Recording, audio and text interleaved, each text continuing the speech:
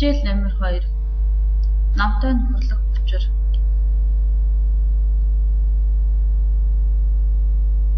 Мөрөөдлөөр жигүүрлсэн хүүхэд насаа дурсан. Өнхөд гэрэлдэх номын өргөөнд тавтай мөрлөнөө.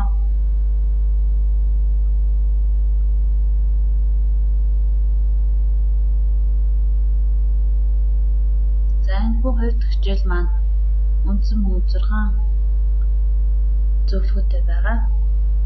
За нэг ном унших талаар танд зөвлөх нь. Ном унших танд зөвлөх нь намаас өөртөө хэрэгцээтэй мэдээлэл олох, уншсан зүйлдээ үнэлэлт өгнөөс өгч, гол утга санааг ойлгож давшлал хийх чадвар сурах. Авсан мэдээлэлээ амьдрал ахуйдаа ашиглах. Ном уншсны ач холбогдол мэдлэг мэдээллийг олох, мэдлэгийн хүрээгээ дэлгэх, бичгийн хэлний урлагийг эзэмших, сэтгэлийн соёлыг хөгжүүлэх, зөв зохицтой сэтгэх, харилцааны соёл эзэмших, аливаа асуудлыг зөв шийдвэрлэх, ямарваа нэгэн үзэгдэл юмсан учир шалтгаан холбогдлыг ойлгох чадвартай болох. Ном уншсанаар хүн бүр боловсролыг эрхэмлэх, өндөр боловсролтой болгох нь нийгэмд олон талын ашиг тусыг авч ирдэг. Номын санд ном унших талаар танд зөвлөхөд ном хүний нүднээс 35-аас 45 см зайтай 15 градусын налуу байрлалд байвал зохистой. Номын сангаар өөрчлөлөх дүрм журамтай сайн танилцах, уншлагын танхимд бусдад саад болохгүйгээр ном хөвлөлийг ашиглаж сурах. Номыг уншиж эхлэхээс өмнө бүрэн бүтэн байгаа эсгийг шалгаж хэвшээ. Урагдаж гэмтсэн бол номын санж тэлж тэмдэглэх. Ном унших арга. 1-р арга гүнзгийрүүлсэн уншлах. 2. Түргэн уншлах. 3. Сонгон унших. 4. Гүйлгэн унших. 5. Нэрвээ баримтыг эрен олох зорилго бүхний уншлах. Номыг хамтаа хэрэглэх талаар.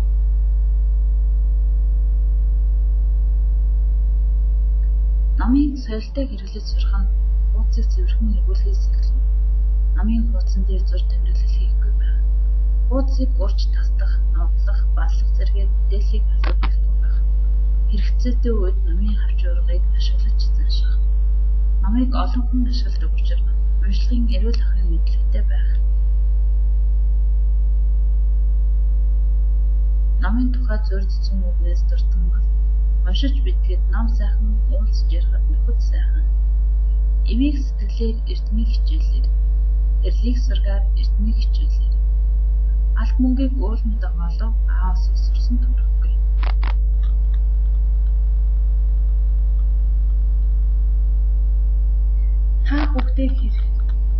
Та хүүхдтэй хэрэг зав гаргадаг вэ? Та хүүхдээ хувцас хунар хоол хүсээр дутаахгүй хинээс дутахгүй байлгүй болно гэж бодож байна уу? Тэгвэл энэ андуурал юм.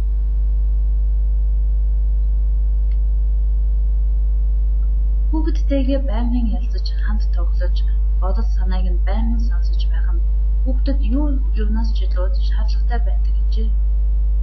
Завгүй эцэг эхчүүдийн хүүхэд хүнтэй харилцах чадвар дутмаг, ганцаардмал, зожиг, хүмүүж сүнтэйгээс гадна бусдыг хайрлах чадвар муутай. Тиймээс эцэг эхчүүд та бүхэн хүүхдтэй аль болох зав сайн гаргаж байхыг хичээгээрэй. Хүүхэд гэдэг чинь гинэн томоогийн цагаан цаа шиг л байдаг юм шүү.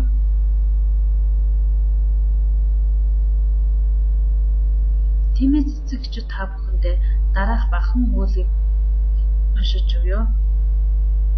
Та бүхэн анхаарал тавьж яаж тусдын болох тухайга хэрхэн найдсан туслагч нь байгаа хорхон төдий бодоод бахан хугацаанд юу бүтээж болохыг үзцгээе. Гадаадын нэгэн томоохон бизнесмен цагийн $500 ажил хийдэг. Ихэнх цагаа ажил дээрээ өнгөрүүлдэг юмсанжээ.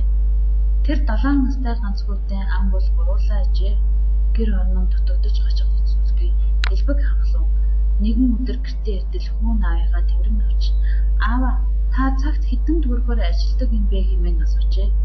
Аав нь $500 гэж хариулгадгүй өрөөрөөгөө гүйм орж мөнгөний гахаагаа хаглан $500 батархай мөнгө авчирч гаргаж аавдаа өгөөд "Ааваа, би таны нэг цаг хүслэе" гэжээ.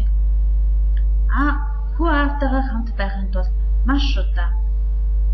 За та бүхэн энэ хүний оронд байсан бол юу хийх байсан бэ? Юу гэж бодож байна гэдгийг эргцүүлэн та бүхэн бодоорой.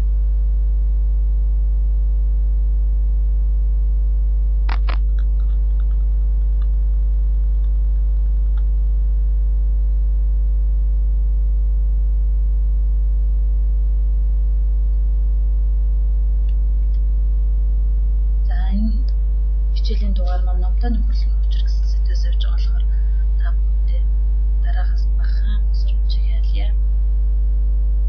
Намаа үрчилгэж урахгүй, намаа хайрл. Наргаж хэрдүүлж богдуулахгүй, намаа хайрл. Залхуур зүгээр суухгүй, намаа унш. Дэмий гадуур тэтгэхгүй, намаа унш. Номтой нөхөрлөл эрдэмтэй болдог, номтой найзлбал ухаантай болдог. Бүгдээрээ номтой нөхөрлөж номын нөхөр болцгоё.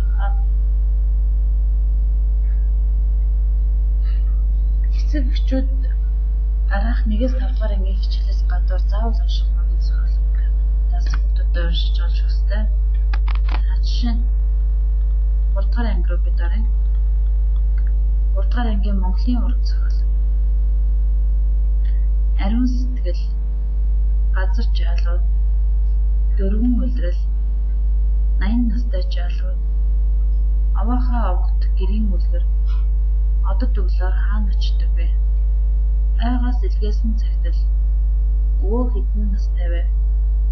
Сүргийн манлай эрэлхэг амттын үлгэр, шулуун домог ном, эмэгтэй мазаалай, тавар өвгний 3 хөдөлгөөн бичлэг номоор зохиолуудыг урьдчилсан байх шаардлагатай.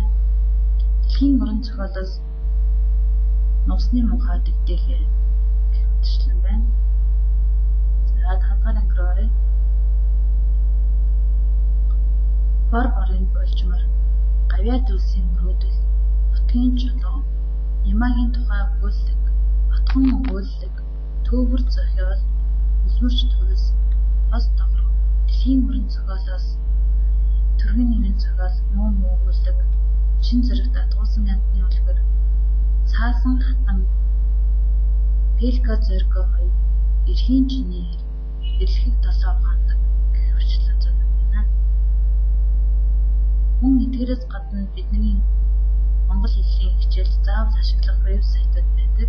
За та бүхэн тэтгэр вебсайтуудыг хараад өөрсдийн хүссэн вебсайт руу ороод хүссэн зохиолоо уншиж болох нэ. Мөн математикийн хичээлд ашиглах вебсайт, англи хэлний хичээлд ашиглах вебсайтуудаар ороод ажиллаарай.